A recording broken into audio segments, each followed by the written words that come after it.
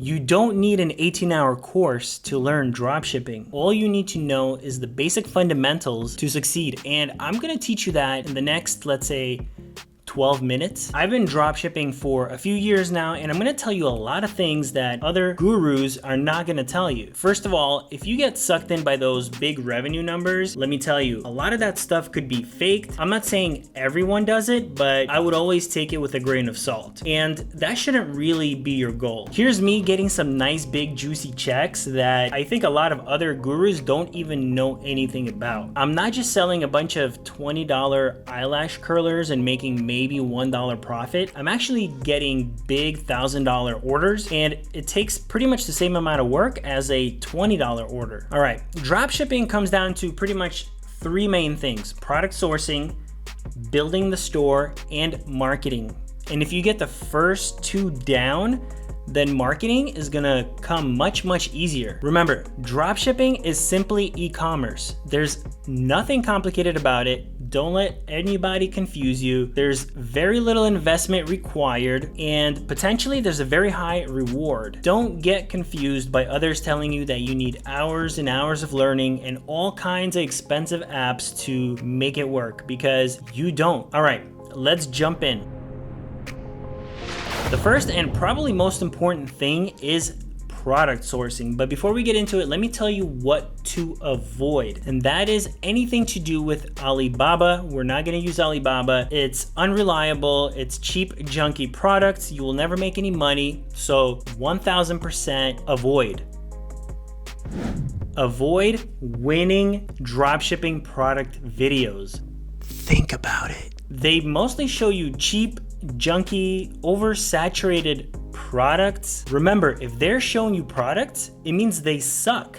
Otherwise, they'd be selling it themselves. It's pretty much just content. And what do you think is gonna happen when like 1 million people see the same products? Yeah, exactly. Avoid those automated middlemen do-it-for-you sites like Spocket, Doba, AutoDS, because they also mostly offer cheaper, junkier products. And even if they don't, everyone has the same access to the same products. You want to find suppliers that don't even do dropshipping, that don't even know what dropshipping is, because then you have no competition. And there are probably millions. You can use these sites, but as a supplement. Once you already get your own thing going, then you can definitely add products from these sites because you already have traffic, you already have people that trust you, and then you can definitely utilize them.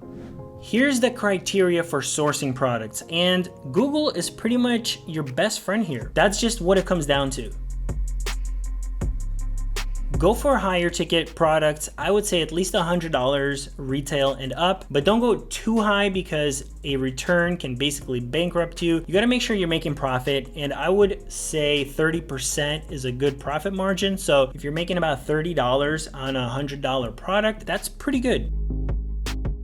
As a beginner, don't go for big and bulky products because they're very expensive to ship and it might be difficult for you to manage and eke out a profit. Try to avoid products with a bunch of variations like clothing, colors, sizes, things like that, because you might get a lot of returns. Stick with gifts. People don't usually return gifts. Some products can easily be resold as new when returned, for example, like a plastic bin. On the other hand, a shoe, if you just breathe on it, you can't even resell it anymore. It's like dirty. So think about that when you're sourcing products. Don't compete with your suppliers. If they have their retail presence really well built out, for example, when you Google a product and they come up first, you might want to avoid that product or product category because you'll just be competing with the manufacturer, the supplier, and you don't really want to do that. You want to focus on manufacturers that are only doing mostly wholesale and aren't even selling retail on their site. You obviously don't want to go for super big brand names, but you also don't want to go for really generic stuff where brand name doesn't matter. You want to go for something kind of in the middle. A multiple product store is most likely better than a one product store because you can test out different products. A one product store can eventually go out of style. People might stop buying it. There's going to be something new. If you have a multi-product store and then let's say 1, 2, 3 products are hot sellers, then you could just feature your store around those few products, which is pretty simple. Also, having multiple products products on your site attracts more traffic, and that's just overall better. Ask yourself, are these products social media-able? That means, can you easily create cool, fun, interesting videos,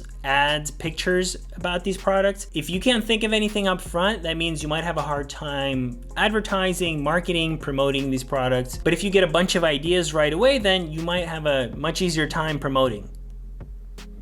Don't just think about those everyday consumer products that you see on TikTok all the time, like very cheap stuff. Think about products for other businesses, other industries, organizations, entities, things like that. And that's where the big money is. Also, when considering a supplier, take these important things into consideration. Make sure they have good images, videos, and descriptions that you can use. Ask them about their shipping times. You want good, fast shipping. You want good inventory management. You don't want things to be always out of stock or on back order. You want things to be available. You want to figure out their return policy. Some suppliers don't take products back at all, and you're gonna have to deal with it. Some are very generous and flexible. You want to figure these things out before you establish a relationship with them. You'll never know for sure who's gonna work out, but it's best to do your due diligence up front.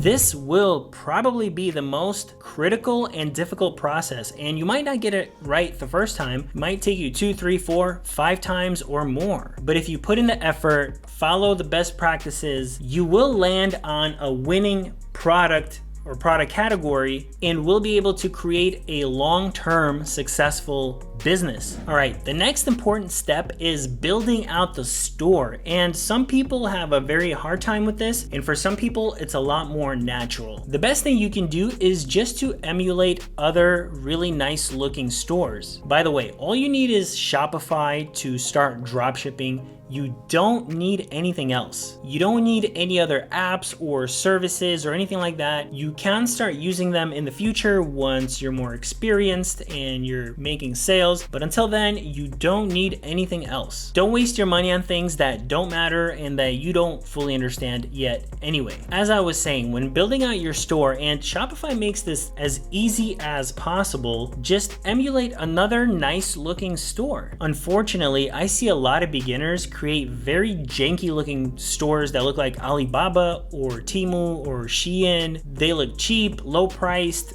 funny pictures, funny colors, too much random information, and it just looks terrible. Pick a fairly well-known brand that you like and just emulate them the best you can. Your website needs to have all the elements of a professional store. That means it has to be easy to navigate, organized categories, all the usual pages like FAQ, about us, contact us, privacy policy, terms of service, shipping, returns, and stuff like that. Spend some time writing these out and make them full and robust. If you linked up with quality manufacturers that have great pictures and product information, then your job building out the listings should be pretty easy.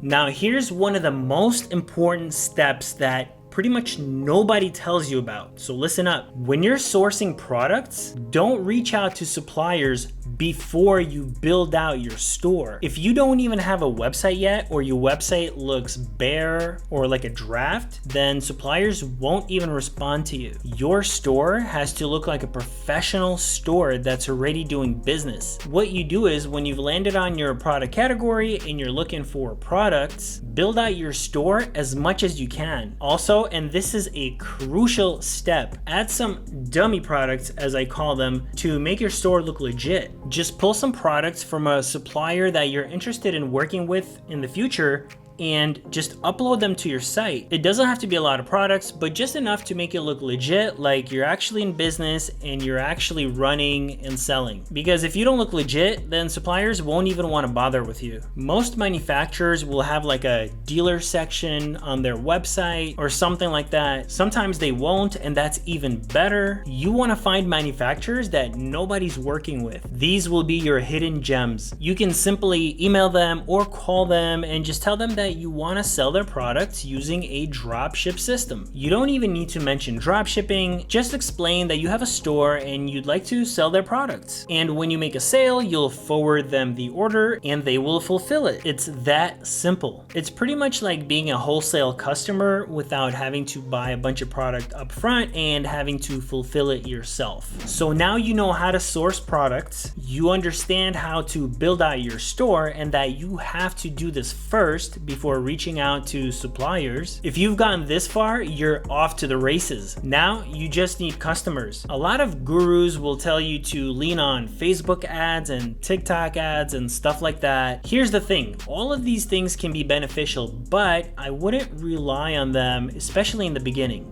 First of all, if you're inexperienced, you're gonna throw a bunch of money at trying to make ads work, and in most cases, it's just trial and error. It's not that simple and it doesn't always work. Without first knowing who your customer is, what kind of products they like, what products are good sellers, you don't really know what kind of ads to create or even who to target. Also, everyone is doing ads pretty much, so you're kind of back at square one and competing with everyone. You'll always be feeding the monster and paying to make a sale. The best thing is organic marketing, SEO, and organically ranking on Google search. And that will happen a lot easier if you've done all the previous parts correctly. A few ways to improve your SEO is to write your own descriptions, order the products, and do your own pictures. You don't have to rewrite everything, but just change it up a little bit and it'll make your product more unique. Add some unique pages to your site, such as a gift guide, a how to use guide, robust reviews, case studies, blogs, and things like that. These things will help you rank better on Google and will drive more traffic.